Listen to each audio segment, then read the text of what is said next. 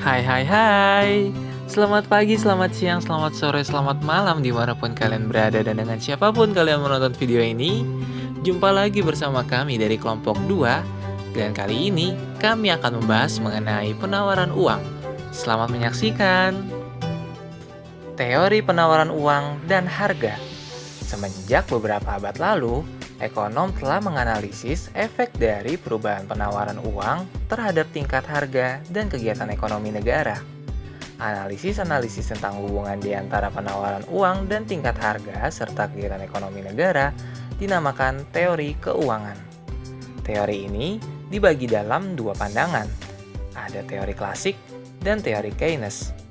Pada teori klasik, dibedakan dua bentuk teori, yaitu teori kuantitas uang dan teori sisa tunai. Teori kuantitas uang biasanya diterangkan dengan menggunakan persamaan pertukaran dan dinyatakan sebagai berikut. MV sama dengan PT, di mana M adalah penawaran uang, V adalah jumlah uang beredar, P adalah tingkat harga, dan T jumlah barang-barang dan jasa yang diperjualbelikan dalam perekonomian. Teori kuantitas uang ada kalanya dinyatakan dengan menggunakan persamaan berikut. MV Y sama dengan Y, di mana M adalah penawaran uang, V adalah laju peredaran uang yang dibelanjakan untuk membeli barang-barang jadi, dan Y adalah pendapatan nasional. Teori kuantitas uang. Perubahan dalam penawaran uang akan menimbulkan perubahan yang sama tingkatnya ke atas harga-harga, dan perubahan kedua variabel tersebut adalah ke arah yang sama. Asumsi dan pandangan teori kuantitas. 1. Laju peredaran uang atau V adalah tetap, yang dipengaruhi dari sistem pembayaran gaji, ciri-ciri kegiatan perdagangan, dan efisiensi sistem pengangkutan serta kepadatan penduduk. Lalu yang kedua, kesempatan kerja penuh selalu tercapai dalam ekonomi. Oleh karena itu, barang-barang adalah tetap dan tidak dapat ditambah. Teori sisa tunai. Beberapa tahun sebelum Irving Fisher mengembangkan teori kuantitas, seorang ekonom Inggris, Alfred Marshall, mengembangkan teori sisa tunai. Teori ini memiliki pandangan yang sama dengan teori kuantitas uang. Teori sisa tunai diterangkan dengan menggunakan persamaan berikut. M sama dengan K dikali P dikali T, di mana M, P, dan T mempunyai arti yang sama dengan M, P, dan T dalam persamaan M kali V sama dengan P dikali T. Dalam teori sisa tunai, K adalah bagian dari pendapatan masyarakat yang tetap dipegang mereka dalam bentuk tunai. Kritik-kritik ke atas teori kuantitas uang. Ahli ekonomi modern yang menyokong kuantitas uang dikenal sebagai golongan monetaris. Mereka berpendapat bahwa pemerintah perlu mengatur penawaran uang agar inflasi dapat dihindari dan perekonomian dapat berkembang dengan lancar. Berdasarkan kepada keyakinan ini, golongan monetaris berpendapat bahwa kebijakan moneter adalah alat-alat yang paling efektif untuk mengendalikan kegiatan ekonomi. Segolongan ahli-ahli ekonomi lainnya yang dinamakan Keynesian mengemukakan beberapa kritik tentang teori kuantitas sebagai berikut.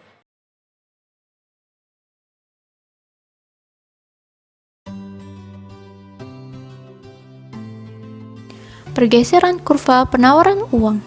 Jadi, terdapat beberapa faktor yang menyebabkan pergeseran kurva penawaran uang. Yang pertama, tingkat bunga. Jadi, tingkat bunga merupakan faktor yang paling mempengaruhi jumlah uang yang beredar. Karena, jika tingkat bunga terlalu tinggi, gairah dalam dunia usaha akan berkurang. Yang kedua, tingkat inflasi. Inflasi yang tinggi dapat melumpuhkan perekonomian karena daya beli masyarakat akan berkurang terhadap barang dan jasa yang ditawarkan. Oleh karena itu, pemerintah akan mengurangi peredaran uang agar dapat merangsang daya beli masyarakat dan membantu perekonomian beraktivitas dengan normal. Yang ketiga, tingkat produksi dan pendapatan nasional. Bila tingkat produksi dan pendapatan nasional rendah, pemerintah mungkin akan memperbanyak jumlah uang yang beredar, dengan tujuan untuk menggairahkan dunia perbankan dan dunia usaha melalui peningkatan suku bunga dan peningkatan harga.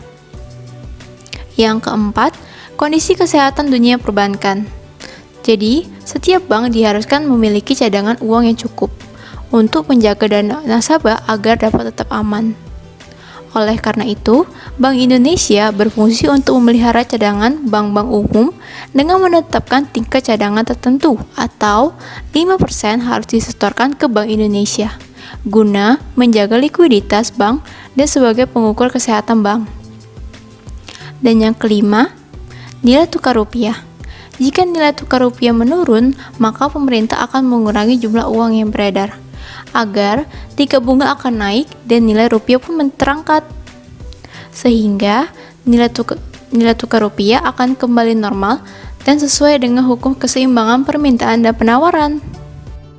Teori penawaran uang klasik. Teman-teman, kalian harus tahu kalau teori penawaran klasik itu bermula dari teori kuantitas uang, yang berarti banyaknya jumlah uang yang beredar pada masyarakat. Dan teori ini lebih menjelaskan bagaimana peranan uang terhadap perekonomian.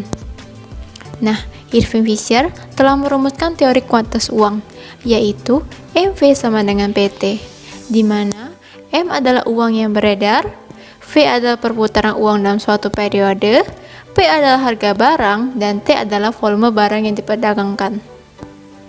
Teori dari Irving Fisher ini juga disebut sebagai persamaan pertukaran atau the equation of exchange. Jadi, teman-teman, teori ini menunjukkan bahwa nilai barang yang diperdagangkan sama dengan jumlah uang yang beredar dikalikan dengan percepatan perputarannya. Dalam perekonomian modern, digunakan sistem standar kertas, dan sebagai sumber terciptanya uang beredar adalah otoritas moneter atau pemerintah dan bank sentral serta lembaga keuangan. Otoritas moneter sebagai sumber penawaran uang inti dan lembaga keuangan sebagai sumber penawaran uang sekunder. Jumlah uang beredar merupakan proses pasar, artinya hasil interaksi antara permintaan dan penawaran, dan bukan hanya pencetakan uang atau merupakan keputusan pemerintah saja. Ciri-ciri teori penawaran uang modern. Yang pertama, lembaga keuangan adalah pencipta uang sekunder. Yang kedua, pasar dari subpasar primer dan subpasar sekunder.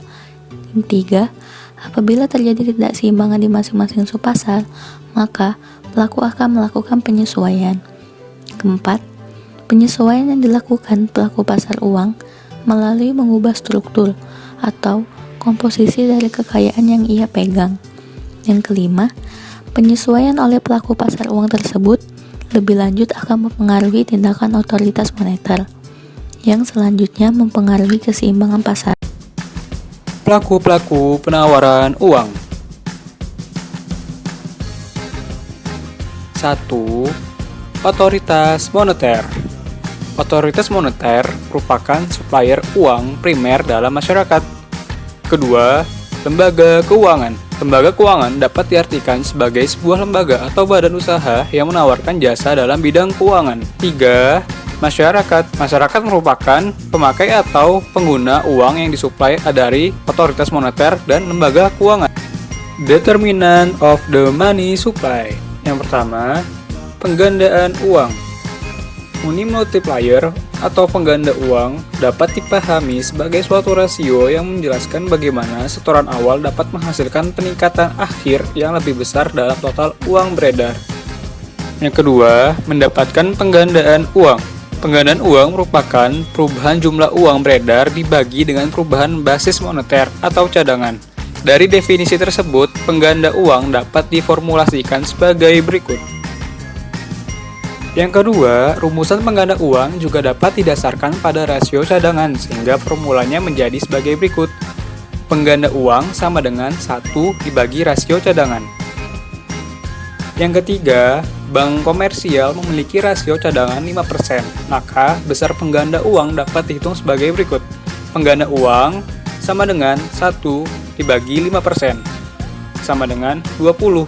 Dengan demikian, apabila bank komersial memiliki simpanan sebesar 1 juta dengan rasio cadangan sebesar 5%, maka bank tersebut dapat meminjamkan 20 juta secara efektif. Faktor yang menentukan pengganda uang. Perkembangan angka pelipat ganda uang tidaklah bersifat konstan. Angka tersebut senantiasa berubah-ubah sesuai dengan pola interaksi antar otoritas moneter, masyarakat, dan bank umum. Nah, faktor-faktor yang mempengaruhi proses ini antara lain, yang pertama, currency ratio. Tinggi rendahnya currency ratio dipengaruhi oleh perilaku masyarakat dalam memilih uang kartal atau uang giral. Dalam hal ini, banyak juga faktor yang mempengaruhi perilaku tersebut. Misalnya saja kenyamanan dan keamanan dalam menggunakan uang kartal atau uang giral. Yang kedua, reserve ratio. Dalam pelaksanaan operasional kegiatan bank, jumlah uang tunai yang dicadangkan terbagi atas dua komponen, yang jumlahnya tetap dan yang merupakan kelebihan dari jumlah tetap. Komponen pertama yang tentunya dapat diperkirakan jumlahnya dikenal sebagai cadangan resmi atau legal reserve. Sementara itu, komponen kedua adalah kelebihan cadangan atau excess reserve.